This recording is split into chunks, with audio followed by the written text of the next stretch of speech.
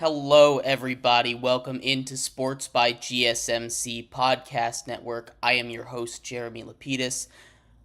Hope you guys are having a wonderful Tuesday. Had a wonderful Monday. We are going to talk about a lot today.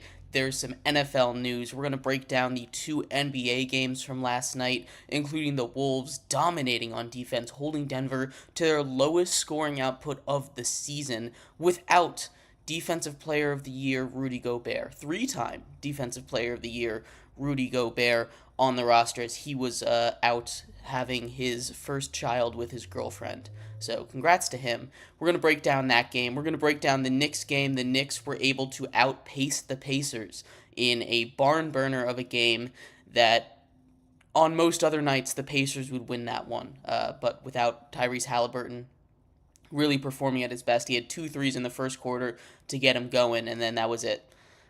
So not his greatest game. But we'll break down that one as well. We're going to move into the NFL after that. We're going to talk a little bit about the Titans wide receiver room, what they've done in the offseason to bolster what was one of the weaker position groups in the entire NFL. Excuse me. And then we're going to talk about Kirk Cousins. He's back in the news. There's more rumors about why he left Minnesota. We'll talk about that. We're going to end our show in baseball. There was a memo put out by the Major League Baseball office today talking about teams circumventing draft rules with high schoolers, which not the greatest look if you're an MLB team to be messing with high schoolers, but that's part of the game. We'll break that down at the end of our show. But before we get into it, remember, if you would like to be an even bigger part of the show than you already are, all you need to do is go to gsmcpodcast.net.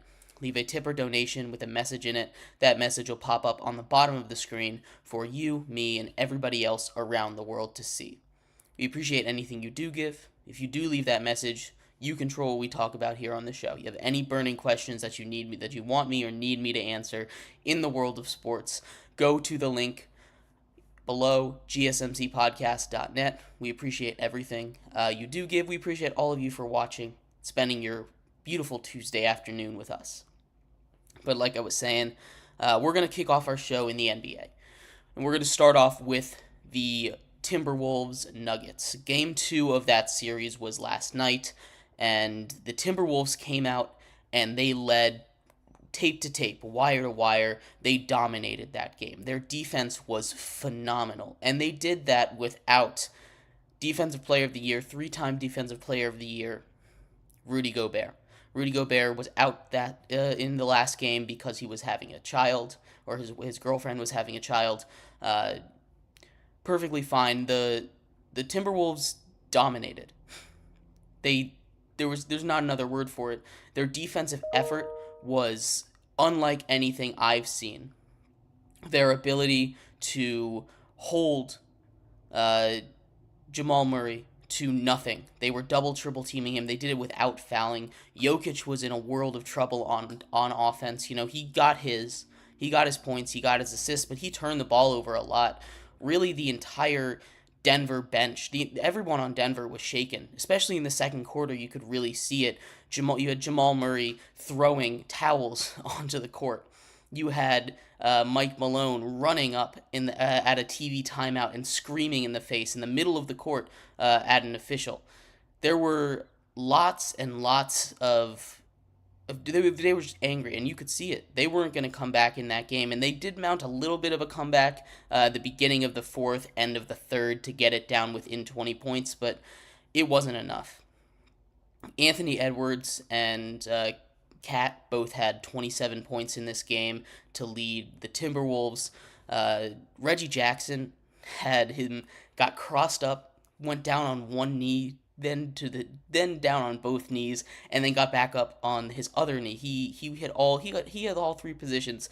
The announcers in the game said he was proposing, which is wild. You know, usually that's something that's saved for the internet after the game, and the announcers were there in the middle of the game, just on Reggie Jackson. He had to leave the game early with an injury.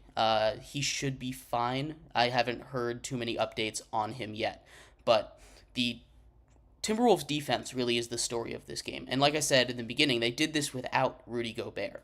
They're able to dominate a really good Nuggets offense without their best defensive player, and they take both games on the road. They are 2-0 on the road in a place where the Nuggets don't lose that many games. They've won 33 games at home this season.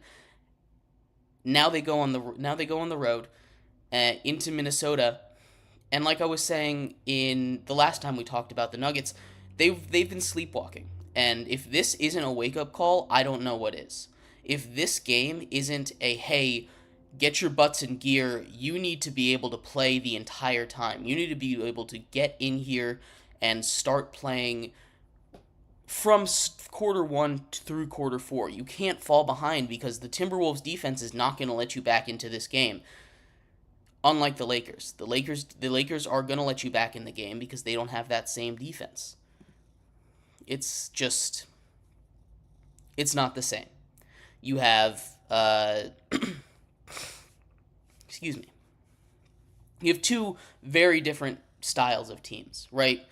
And if like I said, if this isn't a wake-up call for Denver, I don't know what will. Because if this doesn't wake them up in Game 3 and they don't come out with a passion, they are in serious trouble of getting swept. And, you don't say that too much with a defending champion, a team with the best player in the world, and still a scary, scary roster. It's a really good team, and yet they're in trouble against a Minnesota team that just has, in these playoffs, been destroying them. Anthony Edwards goes for 40 in the first game. He goes for almost 30 in the second game, and the defense holds you to your lowest scoring output in the season. You had the largest deficit at halftime in the history of a home playoff game for the Nuggets. This record-breaking blowout for the Nuggets, it's not something they're used to with Jokic on the team. So, it's something that like I said, if they can get themselves into gear, if they can start performing the way we know they can perform with the talent they have on their roster, if they can stop sleepwalking in the beginning of games and relying on their immense talent to get back into it, they'll be fine. They need to turn it on in Game 3, though. This is the no turning back point. When we did the round 2 predictions, like I was telling you guys, this is the point where they have to turn it on or they're screwed. I talked about them starting slow. I didn't think it would be this bad. I thought they'd be closer. It'd be more like a Game 1 situation, but they need to turn it on. Plain and simple. They need to start playing like it's the playoffs, like they could get eliminated. It doesn't seem like they were taking it too seriously, and hopefully a 30-point blowout in front of your home fans is something that can get them going. Because Game 3 is do or die. You can't fall behind 3-0. You can't. You can scarcely afford to fall behind 2-0 against a defense like the Timberwolves.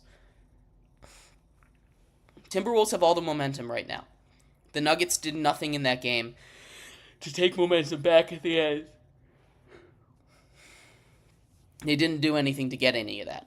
And they kind of needed to have a strong second half performance. Like I said, they were down a record number at half. Record number for a home playoff loss. The Denver Nuggets have been around for a long time. A record number against the Minnesota Timberwolves. And now they go back to Minnesota. Minnesota has a good home court advantage. The Minnesota fan base is always really good up there, especially when their teams are good. It's not going to be easy, but if they can play a full game, as long as they don't fall too far behind, because that's the issue. They've been falling behind in every single game, and they've been relying on talent to come back. They can't do that against the Wolves. They really can't. So as long as they play the whole game, I think they'll be able to come back, make this a series, at least steal one from the Timberwolves in Minnesota. 3-1 going back home is still not the spot you want to be in. Ideally, you want to take both of these. And they have the talent to do that. They've shown it in the regular season. They've gone into Minnesota in a game that was at the time for the 1 seed, and they've won it. They've had these moments against this exact team not too long ago where they've been able to do it. They just need to prove it to themselves that they can do it and that they can hold it and play 48 minutes of basketball. That's all they need to do. And I haven't seen it yet. If they don't wake up after this, they're screwed. Game 3 is do or die. It might as well be an elimination game for them. They need to win this game coming up. Anyway, let me know what you think in the comments of Game 2. Anything you want to say in this series. I appreciate the feedback. But anyway, in our second segment coming up here, we are going to talk about the other NBA game that happened last night between the Knicks and the Pacers. Jalen Brunson continues his tear through the Eastern Conference. Who can stop him? Can anybody outduel him? We'll talk about that coming up next on Sports by GSMC Podcast Network. I feel like I'm losing my mind. Is everybody in the world blind? Please, Lord, give me a sign, a sign. I feel like I'm losing my mind. Is everybody in the world blind? Please, Lord, give me a sign, a sign. I wanna be the greatest. Everybody on the fake shit. I look around and feel like everybody is the fakest. I make this every day and I'm impatient. Hoping one day I blow up from the basement. Statement, the top is so vacant. I don't hear shit that I think is amazing. Waiting for my day when I'm playing. Sold out shows for 1,000 faces. Hey, give me that crown. Get in my way and to be put down. It ain't your place, I'll diss my town. If I want that shit, then I'll get it right now. I'm losing it, the news it fits. I'm losing shit, a stupid myth. You choose to live or choose to dip. You choose to fight or lose your grip and lose a gift. Oh. I feel like I'm losing my mind. Is everybody in the world blind? Please, Lord, give me a sign, a sign. I feel like I'm losing my mind. Is everybody in the world blind? Welcome back to Sports by GSMC Podcast Network. I am your host, Jeremy Lapidus. If you are just tuning in, we just finished breaking down Game 2 between the Minnesota Timberwolves and the Denver Nuggets, a game where Minnesota just dominated from start to finish. They killed them defensively. The Nuggets had no answers for that defense. People have been saying that's the best defense that they've seen in a really long time, in decades. And that's really, really impressive. This Timberwolves defense is something special, and it is a defense that can carry them far into these playoffs, especially especially if the Nuggets aren't going to start actually playing basketball until the second half or later in the game. But they need to turn that on. Anyway, in this second segment, we're going to break down the other basketball game that took place last night between the Pacers and the Knicks. The Knicks take a 1-0 series lead behind Jalen Brunson, again outdueling just everyone on the court. They score 120 points, which is more of the Pacers style than the Knicks style, but they win that game. We'll break it down, but before we do, remember, if you would like to be an even bigger part of the show than you already are, all you need to do is go to gsmcpodcast.net. Leave a tip or donation with a message in it. That message will pop up at the bottom of the screen for you, me, and everybody else around the world to see. If you have a burning question that you need answered, leave a donation. I will get to it right away. Leave a comment. I have my eyes on that at all times. I appreciate everything that you do give. I appreciate everything that you say in the comments. I appreciate your participation and you taking time out of your day on a beautiful Tuesday to sit down and talk some sports with me. But like I was saying, we are going to continue our NBA coverage here. We're going to talk a little bit about the Knicks series here. The Knicks win a barn burner of a Game 1 against the Pacers in MSG. The Knicks win 121 to 117, and there's a couple things in this game before we get to some of the top performers in it. There's another controversy here with referees. It's always going to be a thing, and really that's the big story that's been in this game. At the end of the game, much like at the end of Iowa-UConn, if you remember the women's Final Four game between Iowa and UConn, there was a moving screen called. And reffing is subjective. It always is. That's just a fact of life. Reffing is subjective, and you need to know when to make that call. If it is by letter of the law, you can always say, so, yeah, it can be called. But I'm going to say the same thing here that I said when it happened against UConn in that Iowa game. Sure, maybe it was a foul. But in that situation, less than a minute to go, one possession game, you can't call that foul. You know, no one is going to sit here. No one is going to sit here today if that foul goes unnoticed and the Pacers hit something. Maybe Knicks fans looking for something will say, "Oh, that was a moving screen." But the reaction is going to be, "Oh, so what? That's fine. It's not a big deal." You know, it's one of those things where you call it, and sure, maybe you're technically right. Maybe you're technically correct. But it starts this whole conversation, this whole uproar once again around this same exact discussion. And the refing in these playoffs, not just this game, but in these playoffs in general, have not been very good. Just to put it bluntly, the refing in these playoffs have been pretty horrific. Overall, we're talking about, these refs that, they're making. You can go back to the Timberwolves game 1. They called a tech on Anthony Edwards for staring down a guy, and then they don't do anything against Jamal Murray for throwing a heat pad onto the court. They're being inconsistent, and really that's the worst thing, right? When you're looking at reffing, I understand it's a really hard job. I'm never going to sit here and say, "Hey, you know what? The refs have an easy job." They don't. And I understand that they're going to get things wrong. I do. They're at the highest level. These athletes are moving fast. It's easy to miss things when you're on the court like that. There's so much noise, so much outside distraction. It's easy to miss things. I know that when I was reffing, high school basketball, there were times that I would swallow the whistle just because I didn't want to ruin a play. And it's a subjective thing. It's not a big deal when you're reffing rec league basketball, but it does become a bigger deal when you're doing the NBA, and you have to take into account the situation. And the refs are doing their job, but really the most important thing when you're reffing, especially in the playoffs, I don't care how tight or how loose you call it. I don't. At some point, that's just how you're going to call the game. What I do care about is consistency. And if the reffing is not consistent for both teams in a game throughout the entire playoffs, it leads to sloppy play. It leads to more fouls, more players being more unclear with what they can do. It leads to sloppier basketball. If they know what they can get away with, what they can do, maybe a little extra hand fighting is there. They can be a little more physical in the playoffs, and in general, that's fine. Which is why, especially in such a high leverage situation, I hate the call.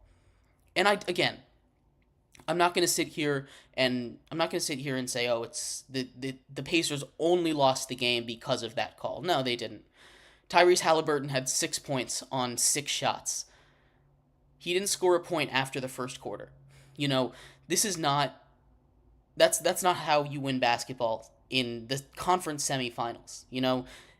They probably should have won this game, call or not. You don't expect Tyrese Halliburton to only score 6 points. You don't expect your team to, have a hot start and then start missing all your shots down the stretch. It's tough to go against Jalen Brunson that's going to put at least 40 points up every single night. The Pacers should have won this game. This was the style of game that the Pacers want to play this entire series in. Fast-paced, high energy, because the Knicks starters under Thibodeau, this is what he does. He plays his starters for 45 minutes a game. And if you play high tempo like that, you're going to kill them. They're going to be so tired. They're not going to be able to play defense, which is the reason why this Knicks team got past the 76ers in the first place. Their defensive effort and energy on the boards and everything like that. Not to mention Jalen Brunson on the other end and all their shooting, but the defensive effort and their ability to stay with it, play 45 minutes a game with their starters is what led them past the 76ers, And you get them running up and down the court. I don't care how conditioned you are. You do that for 45 minutes, that's going to suck. That's going to suck so much. And that's how the Pacers have to win this game. You saw it was a close game. People were discounting the Pacers at the beginning of the series. This is how the Pacers can win. If the Knicks get stuck in high octane, high pressure basketball, fast paced basketball, the Pacers have the advantage. They're not as good as the Knicks, but they can make it so it's an even playing field. And on a normal night, a night where Tyrese Halliburton isn't putting up less than 10 points, they win this game. Point blank, period. Bad call or not, you can throw that out the window. They should have won this game. It doesn't matter. They didn't win this game. The refs affected it, but they didn't decide the game. The Pacers had their opportunities throughout the game, and it just didn't work out. So as much as we can sit here and say, oh, the bad call, it's all their fault. That's not what it is. That might be a big moment in the game, but it's not the reason. There's other stuff leading up to it, and you never know how that's going to affect it. You never know in the next possession if they're going to miss their free throws. You don't know if you're going to get a steal off the inbounds. Anything can happen, And the call isn't the reason they lost their game. Now, it definitely did not help. I will say that. It definitely did not help. But there's other reasons for it potentially to not be good, for it potentially to not end that game that way. The Pacers played really good basketball. Like I said, if they can get the Knicks playing this style of basketball every single game, they have a good shot of winning this series. We saw how close it was, a 4-point game. They had it down to one possession at the end of the game. This was a winnable game for them. Now, the Knicks aren't going to want to play like this every night, and that's going to be the challenge. Can the Knicks stay out of this pattern? Can the Pacers try and drag them in, and can the Knicks stay out of it? Whoever wins the pace of play in this series is going to be more successful. And if they can keep a high pace of play, the Pacers have a really good shot in this series. These games will be close, especially as we get down to later, like game 5, 6, 7, if it gets that far. If you get them running up and down the court every single night like this, they're going to be so tired by the time those games come around. They're not going to be as effective. So you need to take advantage of it if you're the Pacers. You need to blitzkrieg them, Get out early, get out fast, keep the pace going that way, like they did in Game 1. That's how they're going to keep this series close. I'd love to hear your thoughts about this game. Leave a comment. I'll be taking a look at those all night. But anyway, in our third segment, we are going to transition out of basketball. We're going to transition into the world of football, into the world of the NFL. There was some wide receiver news that I haven't covered, a couple receivers getting signed to new teams, and then in segment 4, we'll talk about the Kirk Cousins news that came out today, or the Kirk Cousins rumor that came out today. So stick around for that. That'll be coming up next on Sports by GSMC Podcast Network. Fix of sports talk without having to pay for it? GSMC Sports Network is available on YouTube. Just search GSMC Sports Network. Get your fix of daily sports talk shows on YouTube, absolutely free. NFL, college football, NBA, MLB, MMA, UFC, fantasy football, and so much more. GSMC Sports Network has shows running all day long, with new sports shows starting every 2 hours. Just like on your favorite cable sports channel, except GSMC Sports Network is absolutely free. Just search GSMC Sports Network on YouTube to catch one of your new favorite shows, like the GSMC College Football Podcast, Chip Shot Football Podcast, Hoops and Heels Women's Sports Podcast, GSMC Basketball Podcast, and so many more. Check it out for yourself. GSMC Sports Network, now available on YouTube absolutely free. Search GSMC Sports Network on YouTube right now.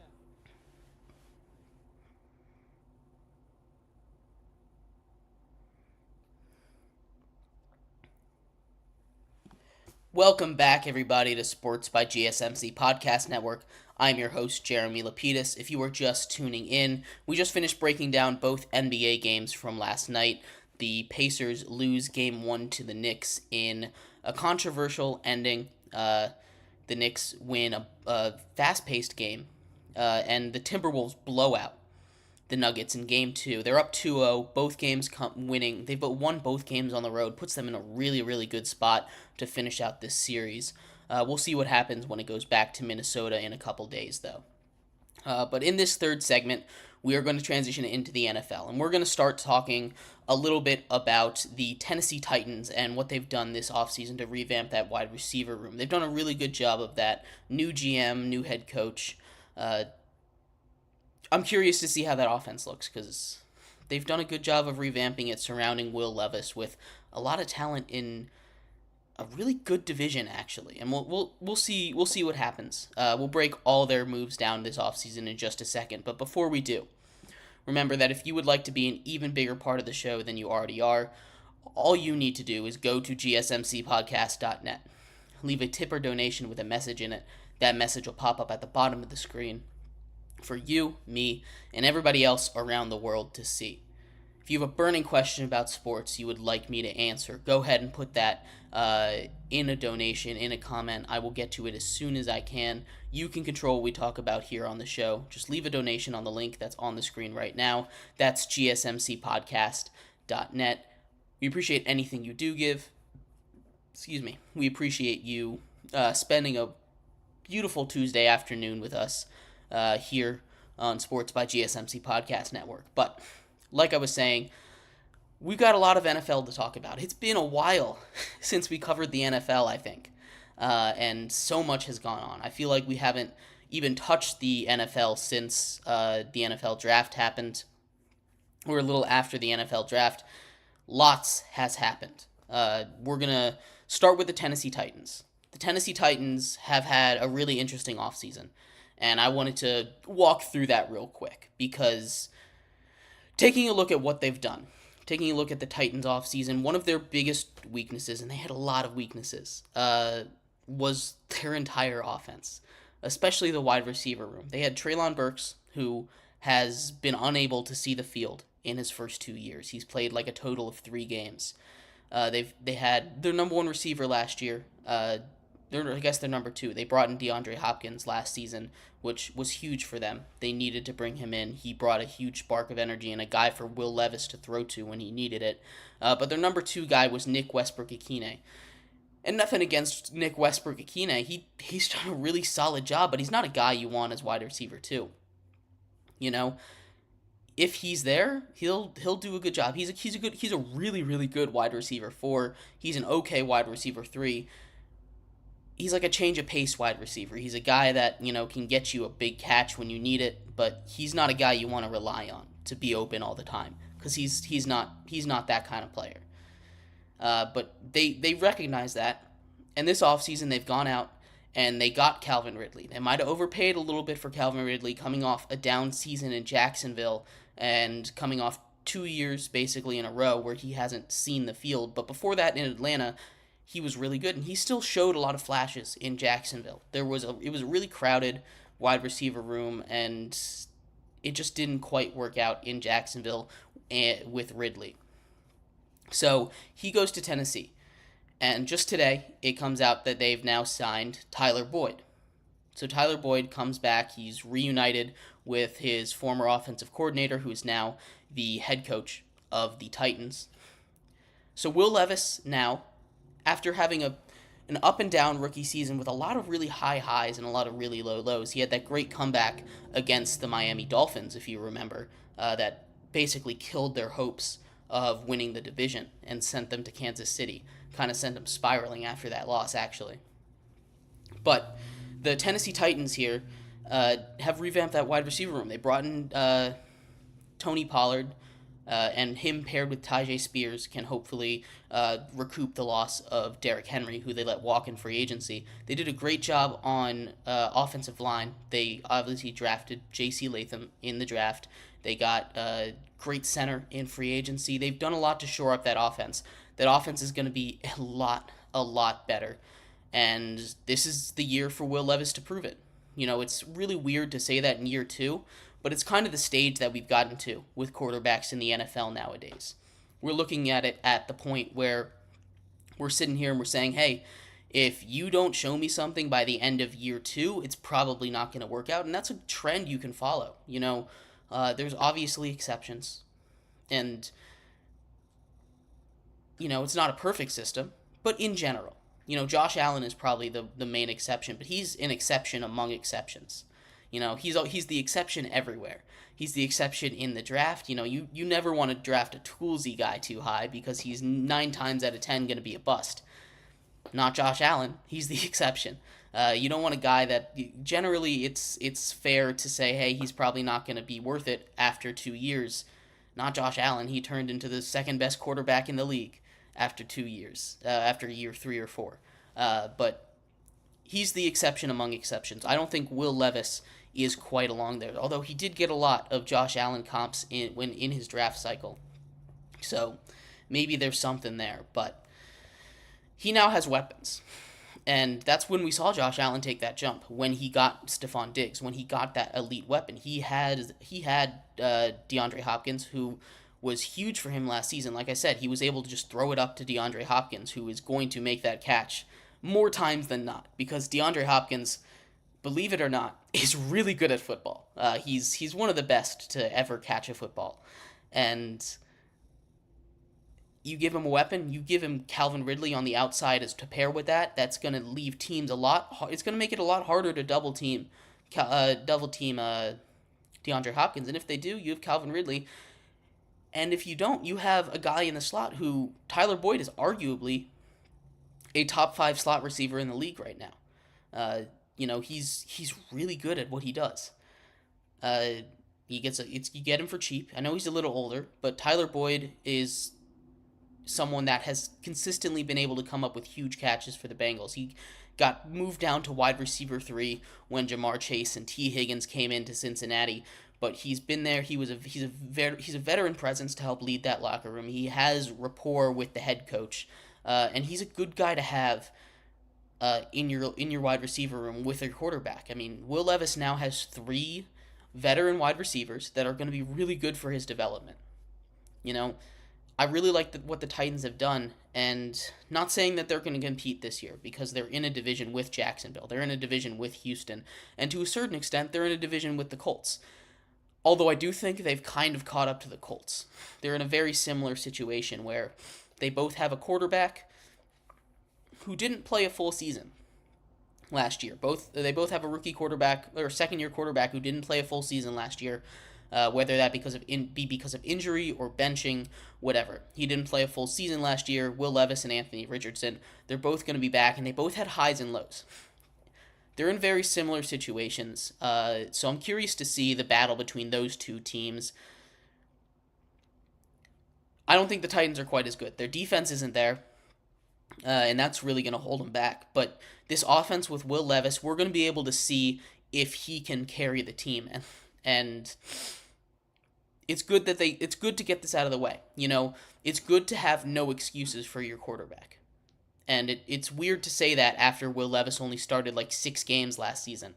But this is the year he has to prove, hey, I'm the guy you can build around. Because remember, this regime did not draft him. This is not the GM and head coach combo that drafted Will Levis. And a lot of times you see the new regime say, hey, I want my guy.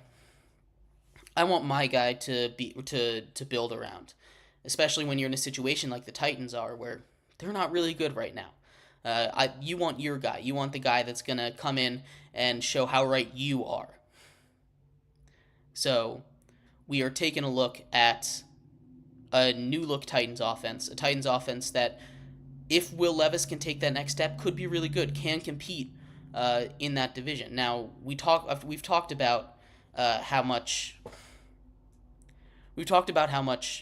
stacked the AFC is and how stacked that AFC South is already.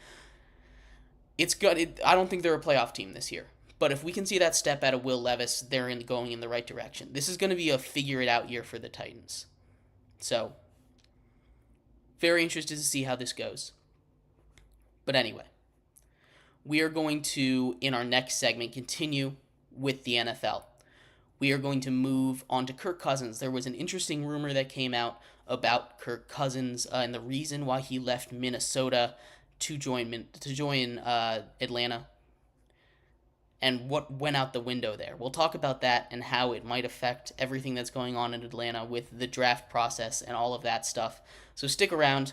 We'll be right back on Sports by GSMC Podcast Network.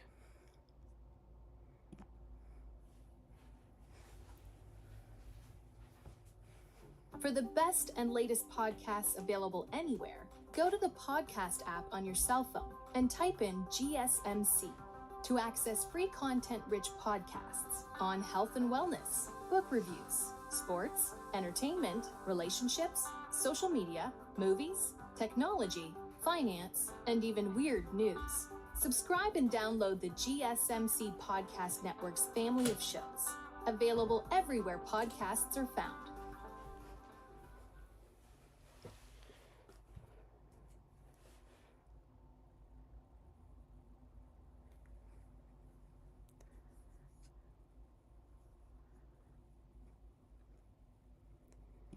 Welcome back to Sports by GSMC Podcast Network.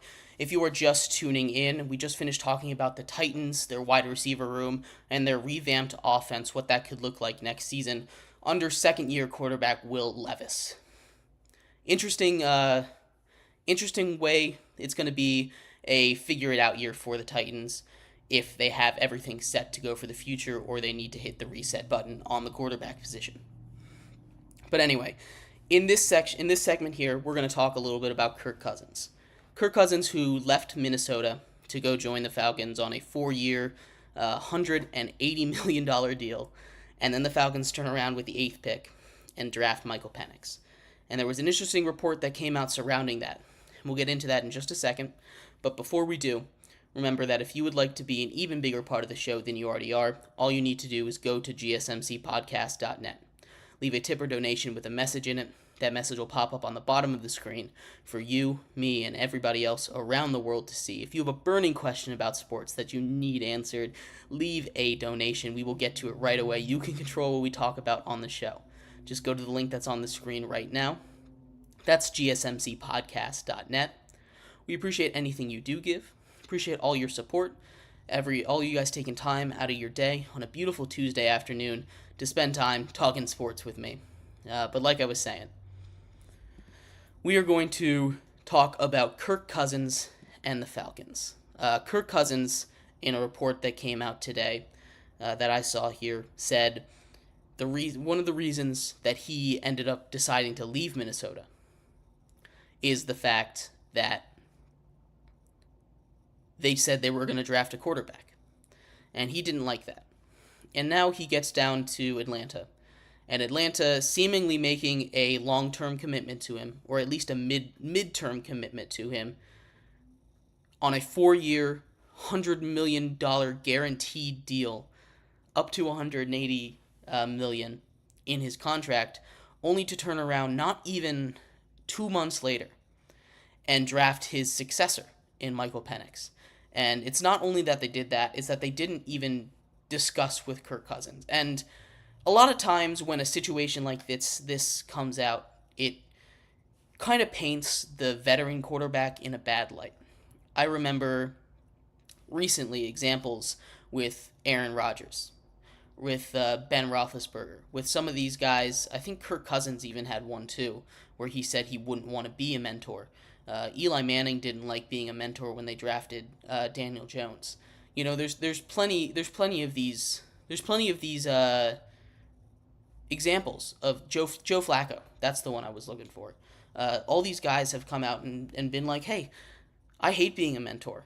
I don't want to mentor my successor. And a lot of times the media paints that as, oh, old grumpy veteran is saying, I won't help this new guy. I'm mad. No.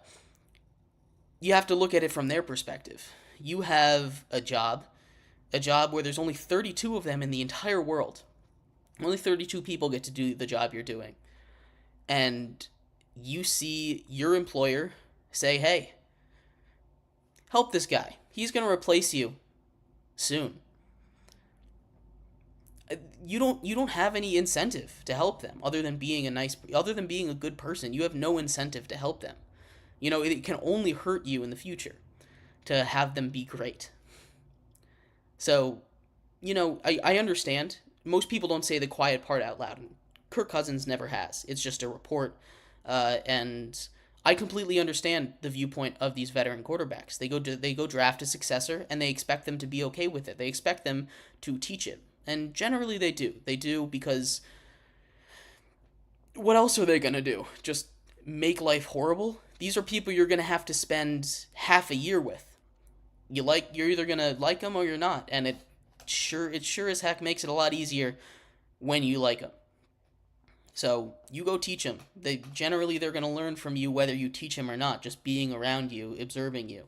Go be a mentor. It doesn't hurt. But also I understand the psychological component or the mindset of a quarterback like Kirk Cousins in this situation. You come to a new town, you come to a new team, a team that you haven't really even met and introduced yourself to. You haven't met everyone. You haven't formed these long-term connections, and it feels like they're already trying to get rid of you. Now, they're not. He's not in any danger. At least I don't think he's in any danger of not starting this season with the Falcons. The Falcons have repeatedly said, "Hey, this is a move for the future. We really like Michael Penix, and he's a guy that we want for the future, not for now."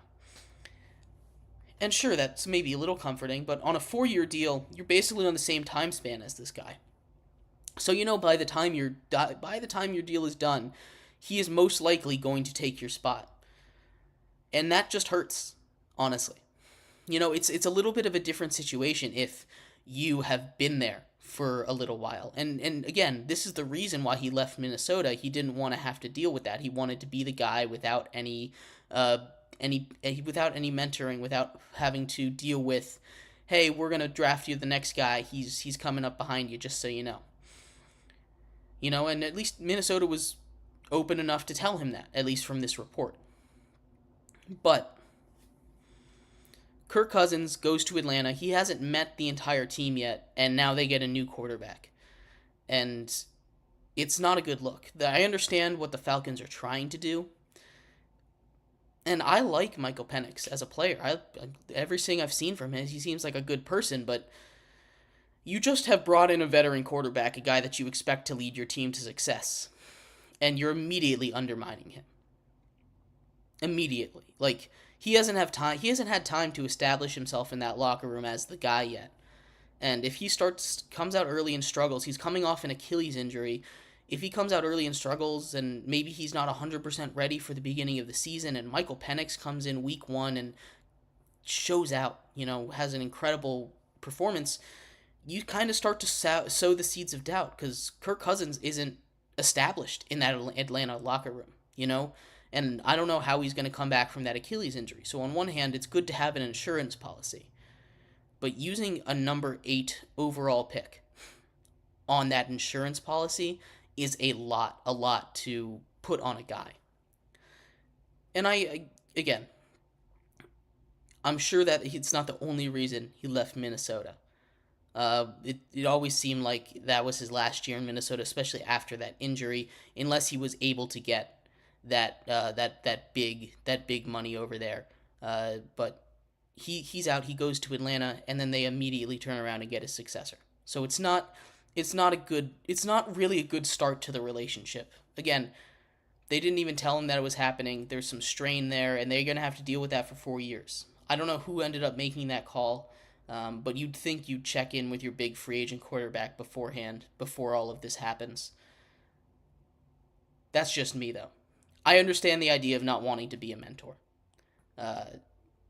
And people always paint it as a bad thing. People always paint it as a negative thing for these veteran quarterbacks not wanting to teach everybody, teach the guy that's going to replace you everything.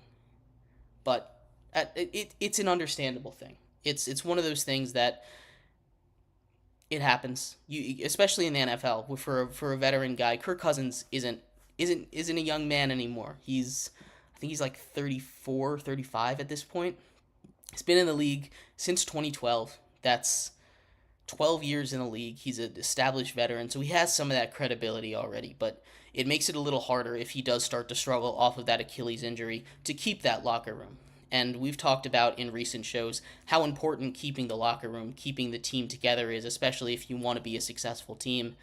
You don't want the center, your most important player, your quarterback, that position that keeps that keeps the team going. You don't want that. You don't want that player to have a divide, because that's what kills good teams, having a divided locker room. And nothing divides a locker room quicker than a quarterback controversy. But yeah, anyway, in our next segment coming up, segment 5, special segment 5, first time we're transitioning into that now. We are going to move into baseball. We're going to talk about a new MLB memo that came out the other day, or came out a couple hours ago, talking about how basically shaming MLB teams for circumventing the draft system, moving high schoolers to international countries so they can draft them earlier, not having to deal with the high school system, which is a little bit weird, a little bit scary, a little bit not okay. But we'll talk about all of that and more in the world of baseball coming up next on Sports by GSMC Podcast Network.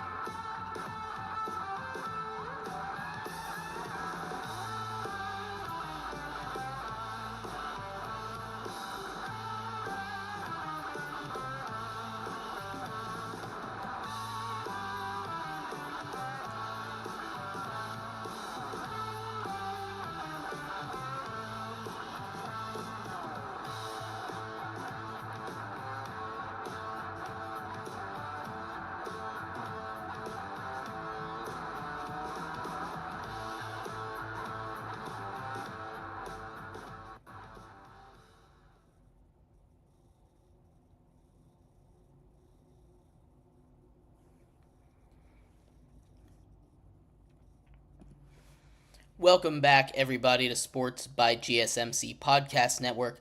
I am your host, Jeremy Lapidus. If you are just tuning in, we just finished talking about the NFL. We talked about the wide receiver situation in Tennessee, just signing Tyler Boyd earlier today, and fixing one of their biggest issues from last season, also bringing in Calvin Ridley.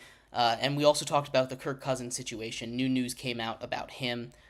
In this segment coming up, we're going to finish off our show in baseball. We're going to talk about the new MLB memo that came out around the MLB draft, which is coming up right around the corner. It's about a month away.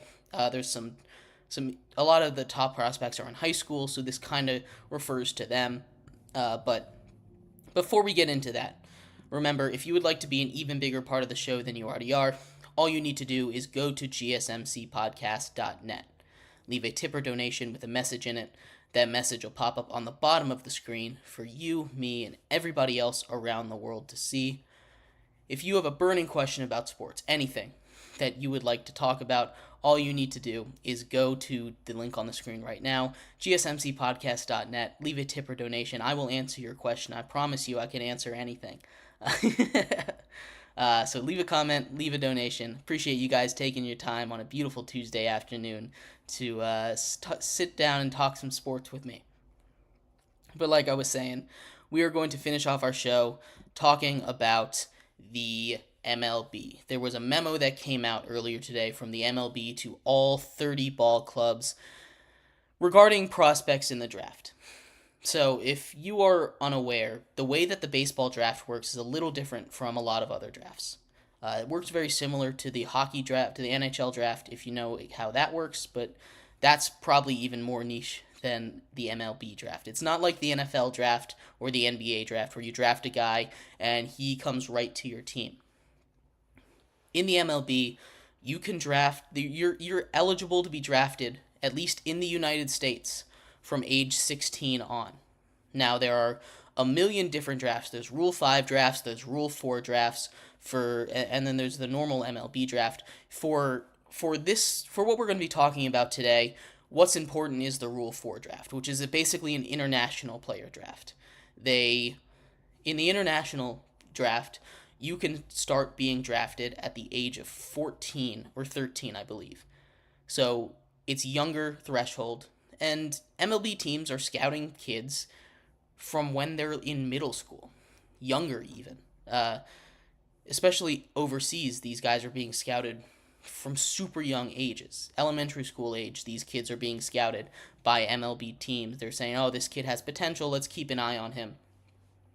But in the U.S., you have to be 16 before you can get drafted. And at that point, you can finish up high school, and if you get drafted again by another, and then if you graduate high school and go to college instead of the draft, instead of the minor leagues, you can get drafted by another team after after about 3 years, I believe is what it is. You have a lot of different options. But out of high school, what some teams are trying to do is to get the rights of some of these high schoolers is talking to their families and convincing them to move overseas so they can get drafted early. A good example of this, Lucius Fox. He was a shortstop. He played a couple games last season for the Washington Nationals. He came up and they did this move. He grew up in the Bahamas. He came to the U.S. for high school, and then he moved back to the Bahamas so that he could get drafted at age 14. So they circumvented that system a little bit. The memo the memo that came out today to all 30 teams basically said, hey, stop telling high schoolers to move out of the country so you can draft them early. And that might seem like a no-brainer. But for these kids, these teams have been in contact with these families forever. You know, these are long-standing relationships. These are relationships that they build. It's not just walking up to for the first time at age 14 and saying, hey, you guys should move out of the country. We'll draft you, I promise. That's a big deal. Send your kid out of the country. And it's not something that's super popular, but it is something that has happened more and more in recent years. It's something that we're seeing more as more international prospects start to take over the game of basketball, as it starts to globalize. And we get some of these star players that aren't from the United States. Excuse me. So the MLB sends out a memo today basically saying, hey, don't do that. Don't push kids to drop out of high school to evade the draft.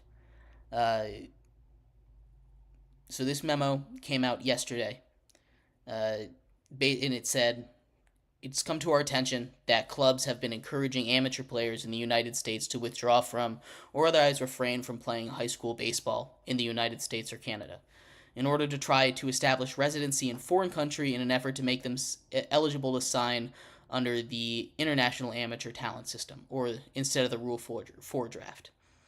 So it basically is just a way for these teams to get more players, because you can't really trade draft picks in the MLB. It's a lot. Like I said, there's a million different drafts. It's super complicated. There's like 30 rounds, and a lot of the kids that get drafted don't even end up going to that team, especially high schoolers. Generally, they will, but sometimes they stay, finish up college, and then they get drafted to another team. So it's always a risk. You always want to make sure that your guy is going to sign with you before you do that. There's a whole lot of stuff that goes into the MLB draft, more complicated than just evaluating prospects, which is hard enough on its own. You know, it's not easy to evaluate these prospects. It's not easy to sit here and say, hey, I would like to. I know this kid is going to be great. Let's use a top pick on him. It takes a lot, and there's so many places to look in baseball. You look all around the world. You look at a million different places around the country. It's tough. Like I said, the MLB draft is coming up. I'm glad they sent this memo out. I don't want MLB teams encouraging kids to drop out of high school. That just, in general, sounds like a bad headline. That's not something the MLB needs right now. Bally Sports is off of cable, is off of Comcast. They've gone bankrupt. So a lot of markets, a lot of Xfinity customers, a lot of Comcast customers have lost the ability to watch their local team. Just this season, it's a mess. And the MLB TV subscription doesn't let you watch local games. It's a whole other category. Blackouts really irk me. I hate blackouts. Especially as someone that doesn't have cable and tries to watch my home team in in football, basketball, whatever, or the ESPN Plus subscription I have that doesn't come with ESPN. Whatever. That's a whole nother thing. So I can't watch mainline ESPN without going somewhere else, but doesn't matter. I'm going on a tangent here. The MLB sends out a memo, and it's a good thing. Really, that's all it is. It's a good thing. We don't want teams, GMs, scouts convincing people to drop out of high school. Get your high school diploma, kids. Doesn't matter if you're going to be an MLB star. Go get a high school degree. Don't drop out of school to go rot in the minor leagues. Because I'm going to say something that 99% of you aren't going to make the MLB. It's tough. It takes a long time. You're going to start out in the minors, and I know you can do it. I know you can. You're the one. You can do it, but it's a tough process, and you don't want to drop out of high school just for that. But anyway, thank you everybody so much for tuning in to today's show. Appreciate all of you for sticking around and watching all 5 segments today. This is what it's going to be for the rest of the time. We're moving into 5 segments. Hope you enjoyed. We'll be back here same time, same place tomorrow, 5 o'clock on Wednesday, to talk about all the major news coming out of sports in the next 24 hours. We'll talk about all of the basketball games. We'll talk about all of the hockey games if we need to, and maybe we'll do some MLB power rankings tomorrow. Stick around, or come back tomorrow, find out. I hope you have a great rest of your day, and I will see you then. Bye-bye.